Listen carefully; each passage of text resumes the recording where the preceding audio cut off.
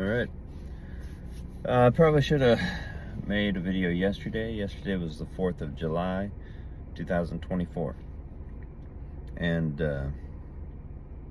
I think that I should share some thoughts about that. I didn't prepare anything, although I probably could have made a video if I had a better video.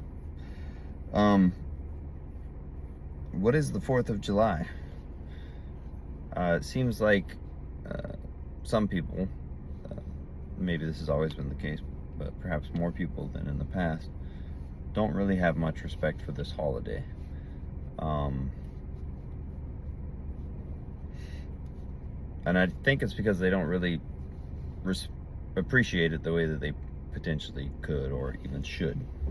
You think about the 4th of July, we're talking about the United States independence. And what is that?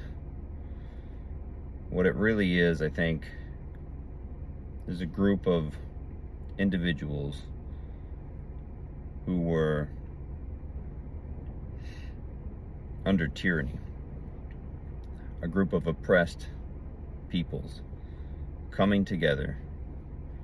And it's not about telling the tyrant that he's going to stop being a tyrant, because you can't control that. It's about telling each other that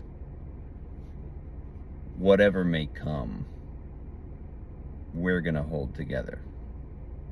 And it's about making a statement to yourself and to the world that you are free. And it's not because you're so strong, you're so capable, that you're going to cast the bonds of your oppressor off. Because you may not be able to do that. It's about acknowledging God. That God created mankind, and that all men were created equally. And because of that, we all have inalienable rights. Now, people can choose to not respect human rights. One man can take the life of another. One man can take the freedom of movement away from another. One man can rip another family apart. But that doesn't take away the rights that those people have. It may take away their freedom, but it doesn't take away the rights that that should or technically do belong to them. And that's what American independence was, saying we are free and we aren't going to respect the bonds that you place upon us.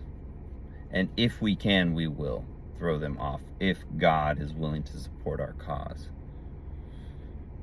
And so it's a message to all people of all times that when you're oppressed, you need to place your hands, you need to place your life in God's hands.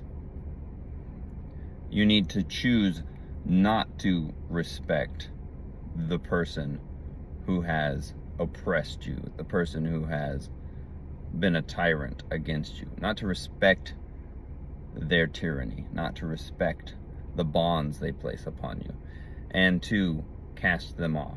But it also requires that you're willing to give your life for that cause. And it requires that a group of you, that the people who are oppressed, come together with love for God, love for each other,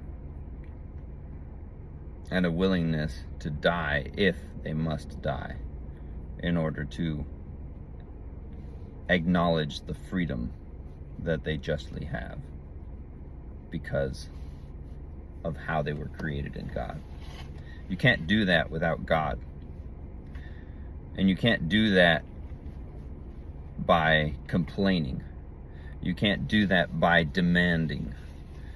You can't do that by